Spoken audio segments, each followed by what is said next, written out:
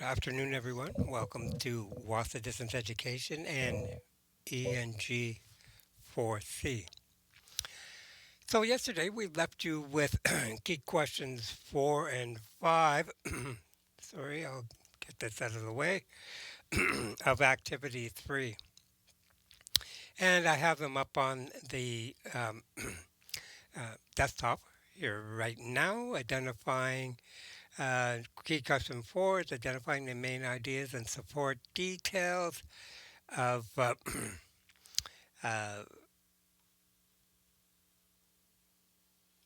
an effective speaker that you picked out previously. And then the key question 5 with the same speaker, you evaluate effective speaking strategies. Okay, so if you have any questions at all about completing those, please contact me. And today I'd like to move right on or into uh, the as spoken word.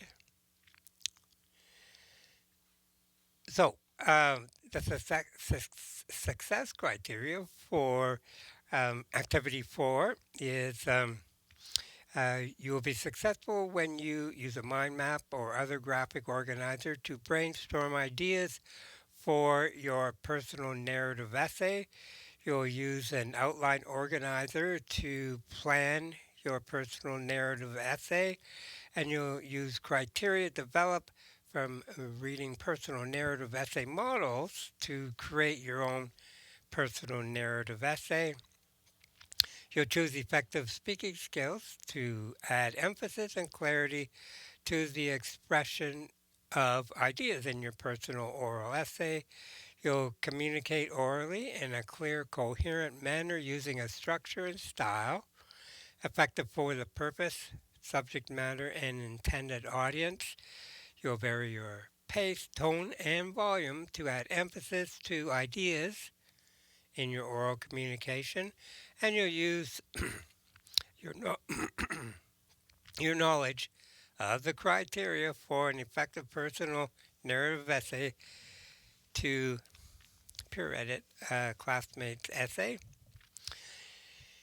and you will revise your essay based on your teacher or student and or student feedback. So, but before we do that, I'd like to move on to uh, grammar, and we're going to do a bit of a review here right now because you are going to be doing a fair amount of writing for the first time in this course, writing your personal narrative essay. So, the first thing we're going to do then is let's go to, there we go. All right, so this is the Khan Academy site, right? And I won't give you the URL, but I'll give you the title and the subtitles of what we are using here. We got the okay to use uh, the videos on this site. They're educational videos.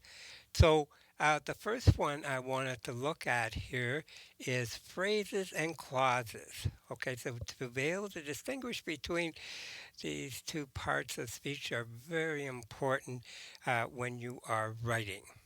Okay, so let's take a look at this video, and then I have a PowerPoint after that. So let's go with this. Hello, Rosie. Hello, David. Oops. So you know the Schoolhouse Rock song, Conjunction Junction. Right. Classic. Classic. So in that song, the chorus asks, like, Conjunction Junction, what's your function? And then the engineer, played by Jack Sheldon, goes, hooking up words and phrases and clauses. And so that's what we're going to talk about today, is the difference between a phrase and a clause. Because both of them are groups of words, right? Phrases and clauses are both groups of words, but they each do different things. So let's break that down. So Rosie, if you please, what is a phrase? So a phrase is a group of words and it acts like a single part of speech. Okay. But it will never be a full sentence. because phrases don't have both a subject and a verb. All right, so a phrase can never be a sentence. Right. What are some examples of phrases? My best friend. So this is a group of words that ultimately behaves like a noun. Right. Okay. Then there's an adjective phrase, with the blue shirt. So this is a prepositional phrase that, as you said, is behaving like an adjective. Right. Okay. And then for 20 days, which behaves like an adverb. So this is a noun phrase, an adjective phrase, and an adverbial phrase. So none of these things can be sentences, but they all, like you said, act like parts of speech. Okay, meanwhile, a clause is a group of words that can be a sentence? It's not always a sentence, but the big difference between phrases and clauses is that clauses do have both a subject and a verb. So it can't be a phrase because a phrase is just one part of speech, but a clause always has a noun or pronoun component and a verb component. That's right. Okay. So a clause could be a dependent clause which can't stand on its own. For example, the wizard who cast a spell. Right? That can't be its own sentence. But it's got a lot going on. So that's not a sentence, but it can also be independent. Right. So if we said the wizard cast a spell, that's also a clause, and it's also its own sentence. So let's test a couple of things and see if they are phrases or clauses. Okay. The falcon soared majestically. So this is a group of words, and we've got the falcon here. That's a noun phrase that's behaving like a part of speech. So I know that this definitely has a phrase in it. Right. But is it just a phrase on its own? I guess I would have to say no, because it's got this verb, soared, and this adverb, majestically. So the falcon soared majestically. I would have to say this is a clause. Would I be right? You would be right. Hooray! That's not only a clause, but it's an independent clause. So it could be its own sentence, with a period. All right. So let's get a little bit of George Harrison in here. While my guitar gently weeps. So we've got a subject in here, my guitar, and a verb, weeps. So we know it's a clause, but it begins with this word while, which is, I think, a subordinating conjunction. Right. So this would be actually a dependent clause, but it is a clause. So this thing could not be a sentence on its own. That's right. Got one for you, Rosie. What about the best ham sandwich in Oklahoma? Is that a phrase or a clause? That is a phrase. Okay. Why is that? We don't have a verb. This is all a subject. Okay. And I mean, we've got the best, so we've kind of got this superlative thrown in there. But it's all modifying ham sandwich. Right. It's actually all modifying sandwich, because it's the best ham sandwich. And then we've got this other prepositional phrase that also modifies sandwich. Right. So that's a phrase. How about under the ocean blue? That is a phrase. Okay. What makes you say that? Well, again, we don't have a verb. So we've got a subject, the ocean, and we have under, that's a preposition. So we have kind of a direction and a subject. We have a direction and a place, but we don't have an action. And that would make it a phrase and not a clause. So, phrases are groups of words that act like parts of speech. So this one, for example, is an adjectival or adverbial phrase. We don't know because we don't know what it's modifying. And this one is a noun phrase, the best ham sandwich in Oklahoma. It's behaving like a noun. And clauses are groups of phrases that have a subject and a verb. So, while my guitar gently weeps, there's a guitar. What is it doing? It's weeping, so we know it's a clause. We'll go into what the difference between a dependent and an independent clause is next time. But just know for now, this is a clause over here, and this clause over here, the falcon soared majestically, is also a clause by dint of the fact that it has both a subject, the falcon, and a verb, soared majestically. Right? Cool. That is phrases and clauses. You can learn anything. David out. Rosie out.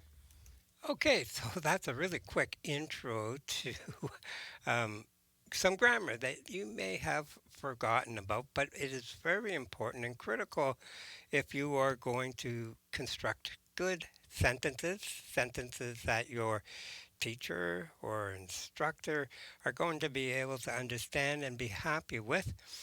Um, so, um, if you if this all looks like Greek to you, and you can't remember any of it, request. I have a special resource there that I can give you that will run you through a few exercises that will help you out a lot, and you can familiarize yourself with.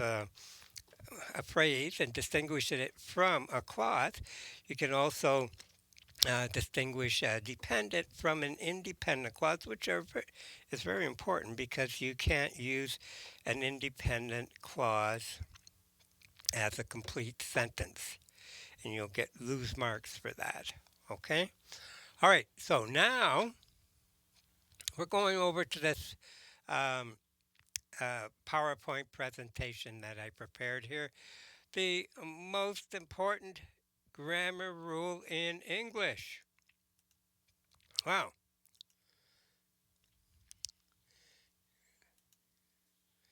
So every sentence needs a subject and a verb. Uh, a subject plus a main verb is a complete sentence. Unless it's a command, you must have a subject, right? So go there, right? That's a command. So it doesn't have a subject, it's got a verb and what we call an object, whatever you are pointing the direction of the command to. So each clause you use has one subject and main verb. So that's both dependent and independent clauses. So independent clauses are similar to dependent in that they have a subject and a verb, but they don't quite make sense on their own. They have what's called a subordinating conjunction, like while my guitar gently weeps in our example there, right? While subordinating conjunction. Okay, all right. So, why is this rule important? It's a common writing mistake. It makes your meaning unclear and it's hard to read or understand and it hurts communication, right? So, you got to have both that subject and the verb in the sentence. So, subject and verb basics. Subjects can be nouns or noun phrases, such as they, right? Or everybody, or the phrase my teacher. Verbs follow the subject. Have, agreed, was. These are all verbs. Examples. They have a nice house. Everybody agreed. My math teacher from high school was really good at explaining complicated things. We just have increased the complexity of the sentence, but basically it's the same structure with a subject and a verb.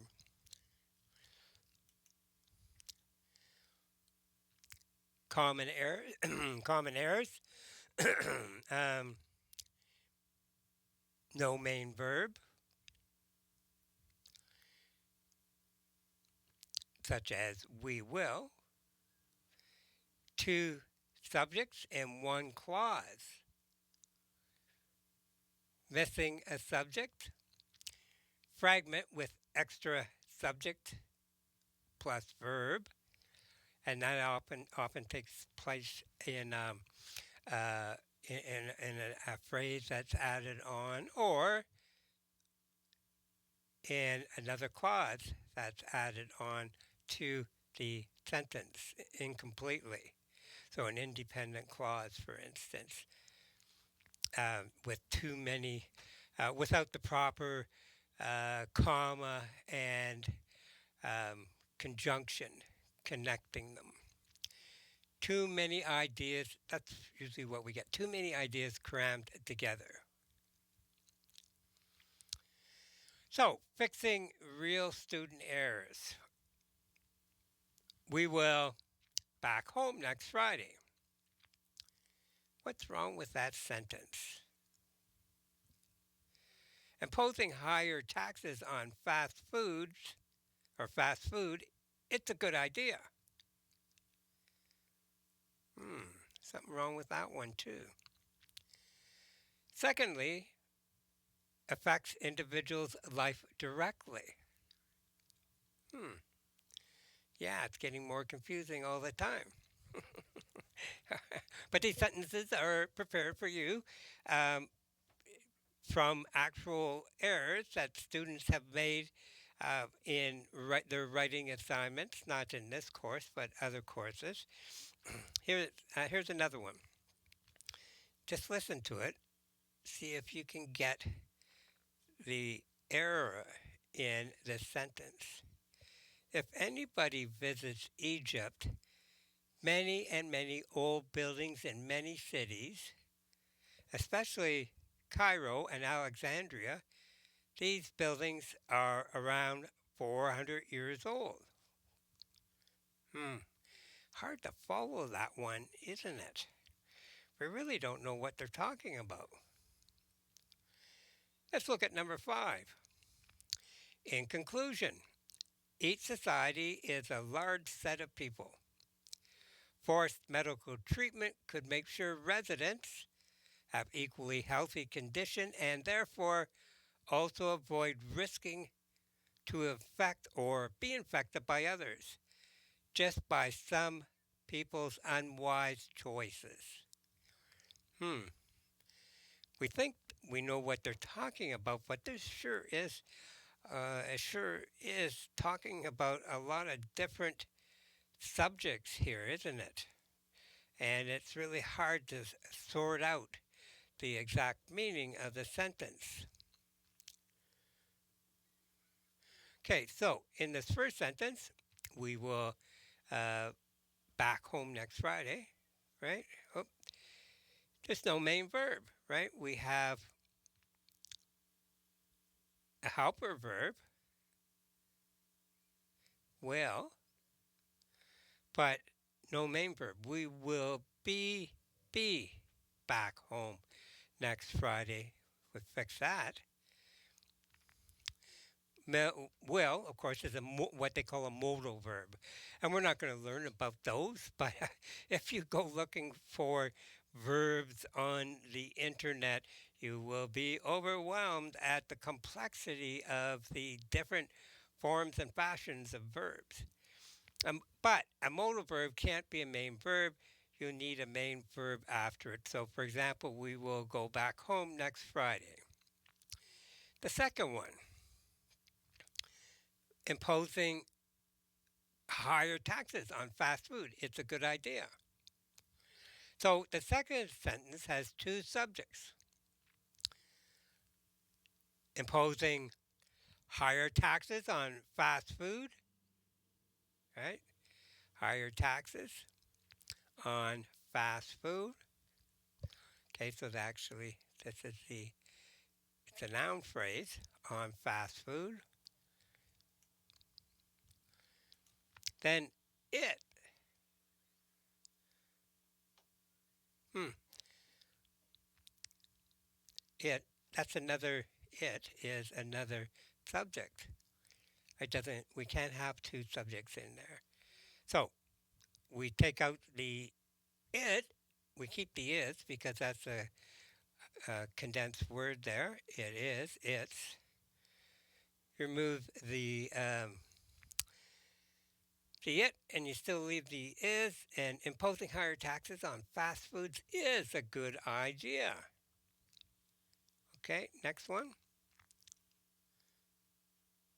Come on now. Whoops. Okay, number 3. Secondly, affects individuals' life directly.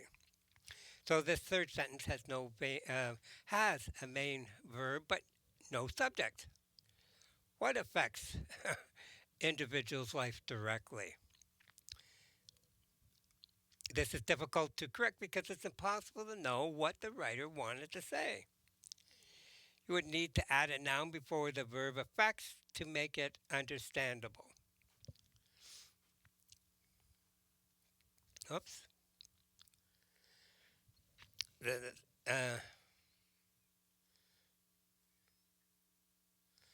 okay, so the sentence number 4, secondly, affects individual's life directly. The fourth sentence is a fragment at the end which includes a subject and a verb. This means the sentence has too many subjects and verbs. Each clause can only have one subject and one verb. There are many possibilities, but the easiest way to correct this is to break the sentence into two parts. You can change this by changing the comma after Alexandria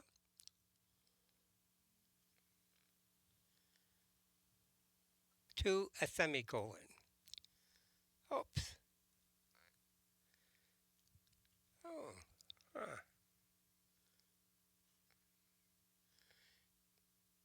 A bit of a boo-boo there. Let's go back and take a look at that fourth sentence right here. Okay, so take this comma right here, and you could put a period here, or you could put a semicolon, right? And that would be able to divide these or separate these two independent clauses, right? These buildings are around 400 years old. This is a sentence that stands on its own. A comma does not separate two dependent, two independent clauses. Okay. All right. Somehow I didn't get the right. Well, that should be simply copy that, and I'll correct my mistake right now. Oh, four right here should go right there. There we go. All right, and we'll have to move this one down a little bit. All right, a little bit of a get over there. Okay, I got to save this now. Oh, it will save automatically. All right, and so the last one. In conclusion, each society is a large set of people. Forced medical treatment could make sure residents have equally healthy condition and therefore also avoid risking to infect or be infected by others just by some people's unwise choices. Wow, that's a mouthful, eh? All right. So it's difficult to understand, isn't it? Again, it's difficult to correct a sentence because it's hard to see the reader's ideas. The problem is that the sentence has several points with several subjects and verbs, and then it's not clear what refers to what. For example, each society is a subject, and then medical treatment is also a subject. Later in the sentence, we have a verb, avoid, and it isn't clear which subject goes with it. On the more practical level, it just doesn't clear what the sentence is about. Does the writer want to say something about each society, or about large sets of people, or about forced medical treatment? So when you get these types of sentences, you need to be able to break them down, uh, simplify them, um, um, and you'll be much easier to understand what you're saying.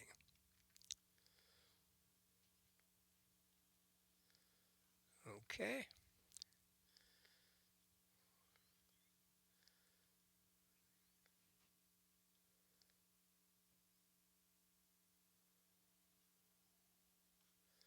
All right. So, fixing what we did in this past exercise is we added a verb, a main verb after a modal.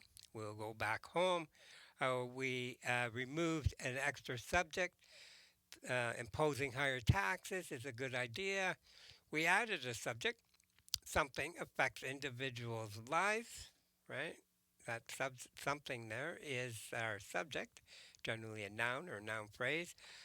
We break fragments into parts and simplify unclear sentences. All right, this next section is on making sentences longer. We start with a very simple sentence here with a subject and a verb. Everybody agreed. Then we add a subject phrase. Everyone who was at the meeting. This is a subject phrase right here. And we add a verb phrase. Agreed to the change of the dress code. So, what do we get?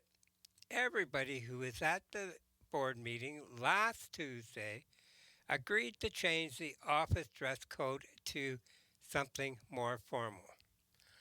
This is exactly same structure as everyone agreed. We just added a few different phrases to add some description and beauty to the sentence. Okay?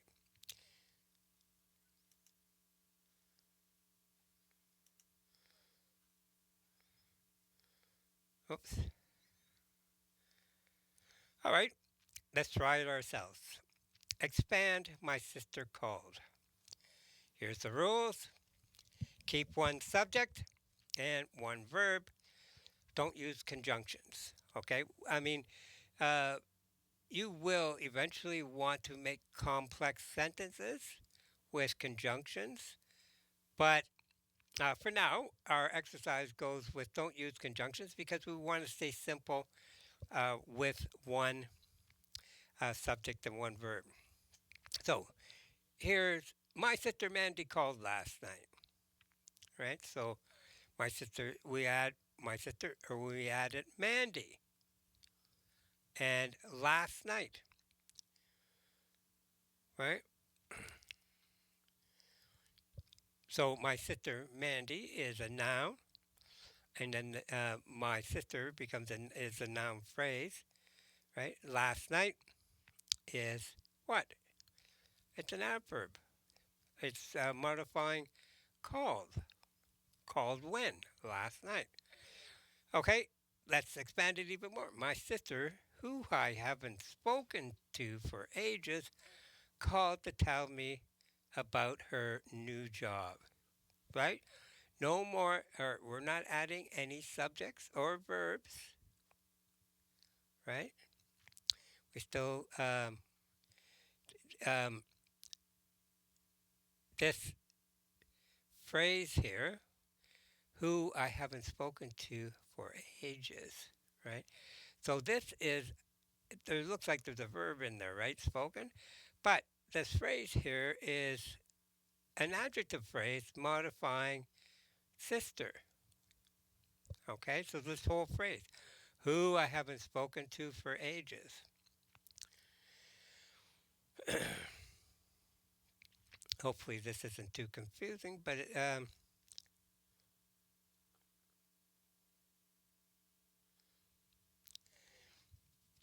the next section here is on empty subjects. Okay, um, it in there. They're used when there's no clear noun subject. It, examples, it's sunny, or it's worth going. Their examples are there's some salad in the fridge. There didn't used to be so many homeless people here. So remember to choose the right empty subject. Use it for time, weather, distances, or situations, and use there for to say something exists. First mention. Okay, so there are is a practices. We're kind of going on with time here. Um, I'm not going to go through the practices here. right? Um, all right, the key takeaways then are every clause needs one subject and one main verb. Long phrases can confuse structure. Understand main versus auxiliary verbs. And that our example we saw was using a modal verb without a main verb. Use it in there correctly and no verb placement in questions. All right, so that's it for that. I hope that is helpful for you um, because it is a very critical part of writing. And if you're unsure, please contact me. As I said, I do have resources here to help get you pointed in the right direction, help giving you some practice if you are struggling with some of these basic grammar skills. Once you have these basic grammar skills under wraps, you will be able to write almost anything. And so it just takes a bit of time to step back and analyze your writing, your own writing, because I'll certainly do it for you. I'll point it out if you do need uh, some supplemental help here with your grammar, which is a very basic. I mean, um, when you go to college after you graduate with this course, um, if you can't write a sentence or you aren't able to write a paragraph, then you are going to be starting in a bad spot in whatever course you're taking because your teacher will be frustrated and therefore your marks will show that. And it's not like they understand or allow people to um, uh, be struggling in their grammar. They won't have it, and that's just the way it goes. So our job here is to help you overcome these literacy issues and get you onto the right track. So let's read the content here of this activity for the spoken word. So you've read examples of personal essays and you've learned about listening and speaking strategies in previous activities. Now it's time to pull it all together and create your own oral, personal, narrative essay. You're going to brainstorm ideas for an essay, prepare an outline, and create, record, and submit your personal essay. You are welcome to choose any topic for your essay that you want as long as it's something that is meaningful to you and something with which you have personal experience.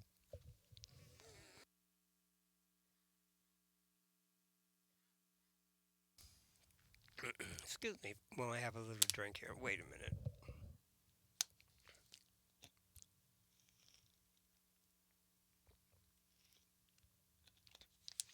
Refer back to your note on the personal narrative essay for criteria, right? Remember, there's five criteria that we gave you, and then you're asked to include five more of your own criteria that you were able to pull out from reading those essays. You may also want to review the topics for personal essays you've read in this unit. Remember, this is not a research essay. You are writing based on your own personal experience. So here are some suggested topics, but be free to choose your own. Here's one: the person who inspires me the most. What I learned from my biggest mistake. My proudest moment. The importance of so and so in my life. my personal motto. Okay, so that's a good one to start with, right? Because you could use the motto, introduce the motto in the first sentence. This would be like your topic or theme. And then you write about what it means. As you know, a personal narrative essay tells a story, but it also supports a point.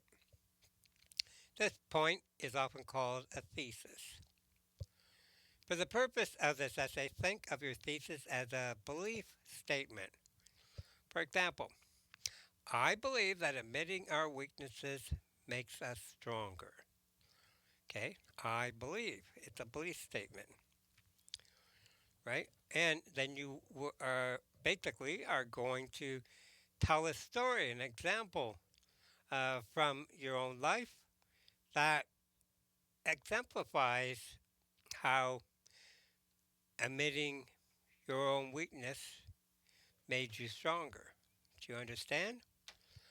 Okay, so take one of the above topics or think of one on your own and turn it into a belief statement.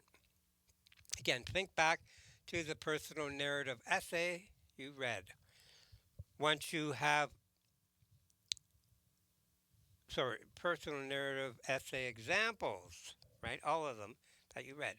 Once you have your belief statement, it's time to start brainwashing. Brainwashing, brainstorming. Oh, I'm starting to lose it. And we still have 20 minutes left. 10, 10 minutes. Think about the narrative elements of your story, right? Narrative elements of your story. Okay, so think about the stories that you've read, the narrative elements. I'm going to play another video for you tomorrow, another Khan Academy video on the characteristics of a story. They're called the narrative elements. Think about the narrative elements of the story you will tell as well as the way you will use those elements to support your belief statement. If you don't like any of the above topics and you're having trouble coming up with one of your own, check out the table on the following page.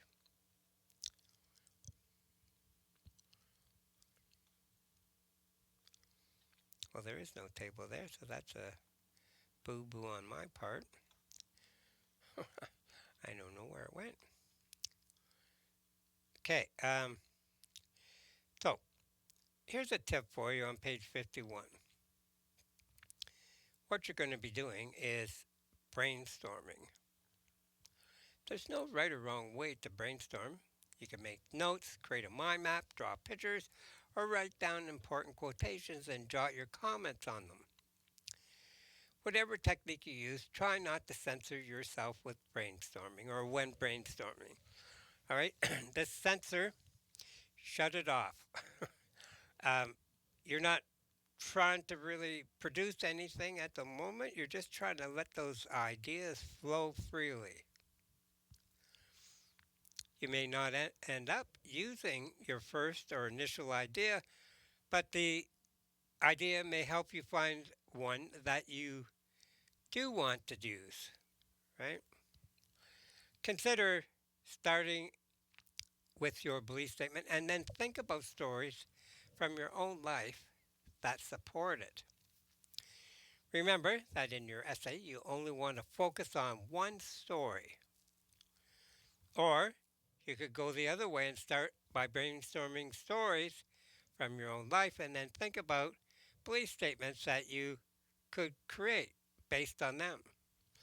Right? So everybody has a favorite story about their life, right? That they like telling their girlfriends or their friends about or new people that they meet, right? So you have this story, but the reason that it's kind of stuck in your head is because it fits into your whole idea of what the world is like, your belief statement. You can usually get a belief statement out of it if you really think about it. So you could go at it both ways. Now, there's tools here for brainstorming, but there's we looked at the fish diagram. That was one way to brainstorm. Mind mapping's another way. All right. All right. So now we get to the personal essay outline on page 52. Key question 6. At the summative task for this unit, you will be creating your personal narrative oral essay, but there are 5 different assignments that make up this task. Each assignment is necessary in order for you to be successful, so make sure you don't skip any ideas.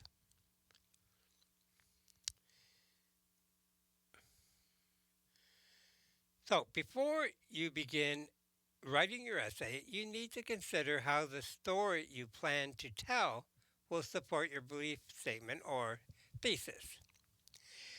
And in order to help you do that, you will fill out the graphic organizer. It's called a personal narrative essay outline, and use it to plan your ideas for your personal essay. Point form is fine, and the cells will expand to give you more room to write. That's if you're using it electronically. When you're finished, the outline, send it to your teacher so they can give you feedback before continuing. Your teacher will be checking your outline to make sure that you have a clear belief statement, thesis, and that the elements of your story are sufficient to support your belief statement. He or she will be checking that you've considered how you will use speaking strategies to communicate your most important ideas. So, on page 53 is our personal essay template. So, we have our introduction. This is where we include our statement of beliefs. So it might start with I believe, right? We just don't want to throw that sentence in there all by itself. We might have to do a little bit of a preamble or give some background information about why we believe so and so or such and such. Then, in the next section, you explain why the belief is important to you or how you've come to develop this belief. Okay, so this is your background once again. This is included, probably will be in your first introduction paragraph along with your statement of belief. And then we have our body paragraphs or the body of the essay. This is the story that you plan to use to illustrate your belief. Making sure you focus on the elements of the story that support your belief. Okay, so the elements of, in the story, we have a rising tension, right? So we have conflicts, a series of conflicts, right, that will lead up to a crisis. This is where you all of a sudden realize what this important belief has to do with you. This is where you go, aha. It's the aha moment.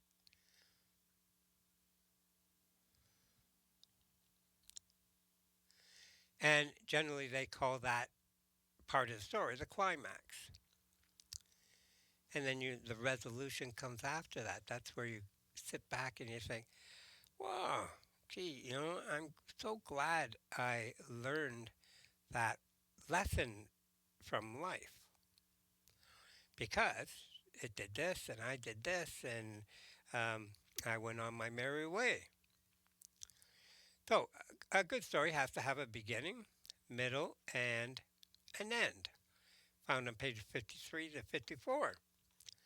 Right, so our beginning story, we kind of introduce the characters, right? and we talk about the setting where the story is taking place, and then we go on with the story, and somewhere between the middle and the end, we have that crisis and resolution. Then, finally, we have a conclusion where you remind the reader how your story supports your personal belief you developed and restate that belief. And then there's a section here following that. We're on page 54, where you think about applying your speaking skills. Now, you can go back and review the um, material that we gave and that you were able to uh, pick up from watching the um, special speakers that you selected earlier on, and key questions 4 and 5, I think, where you talk about someone else's speech. Could be Martin Luther King, which I demonstrated, or some other renowned person. And you'll be able to pick up those speaking skills that you may want to mimic and copy for yourself. You may want to emphasize by varying pace, tone, or volume. Okay, so I think that's all we should cover for today. Just get that um, template completed. That's your assignment for this evening. And then tomorrow we'll talk more about the writing the rough and organizing everything so that we have a nice, strong, personal narrative essay. And then after that, of course, we'll talk about the recording of it. I'll give you some tips and insights on that. A couple of different ways that you can do it. Anyways, that's all we have to cover for today. I hope you enjoyed our class. If you have any questions at all, um, check in with me through Facebook or give me an email dingle. You can even call if you want, but it's best electronically. I can pick it up a lot easier that way. And I'll help you out with whatever you need help with, okay? Anyways, have a great evening, everyone. We will be back on air again tomorrow at the same time. Bye for now.